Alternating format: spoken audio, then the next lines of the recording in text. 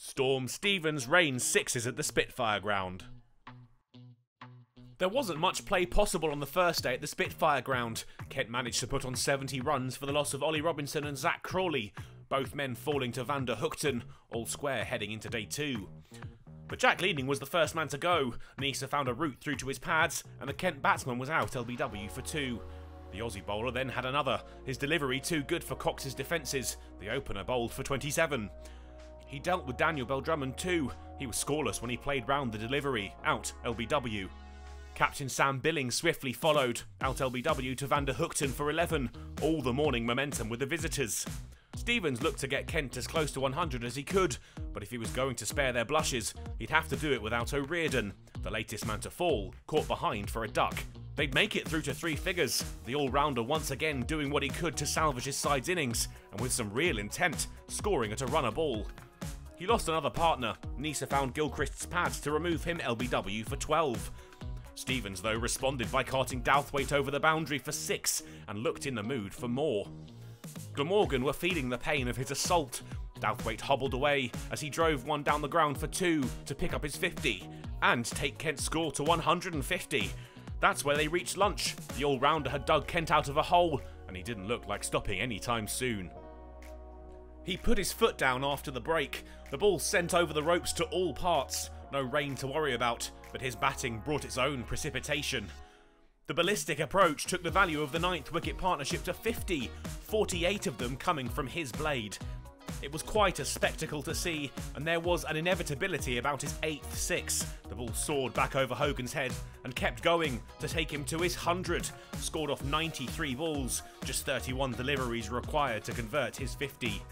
There was no let-up. Salter now sent soaring. An expensive over saw the partnership tick over to 100. Cummins' contribution still just a solitary run. 2 more maximums took the score to 250, some crushing blows for Glamorgan's hopes. And with a single 2 balls later, Stevens moved to 150. His 3rd half-century of his innings scored off just 25 balls. He was speeding up. Labuschagne joined the attack, Glamorgan looking to try something different, but the Aussies' first delivery was wayward to say the least. The partnership was soon worth 150 runs, the mark brought up by Stevens' 15th 6 of the innings. One more and he'd equal a record that has stood for 10 years.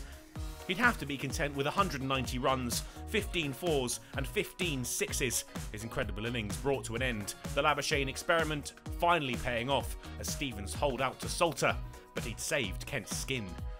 Quinn paid tribute to his departing colleague. His first ball smashed over Salter and the ropes to take the score to 300 runs.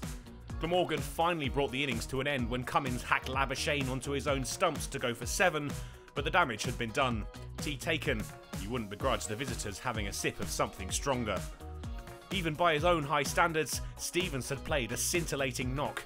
The 15 maximums he'd hit was far and away the most scored by a player over 40 years old in a first-class innings anywhere in the world. And Glamorgan was suffering again at the restart. Quinn with the first scalp, Lloyd out LBW for 4. Labuschagne looked like he was out for revenge. The first Stevens deliveries he faced were pummeled to the ropes. But Stevens took advantage. Labuschagne's pads were found, and up went the finger.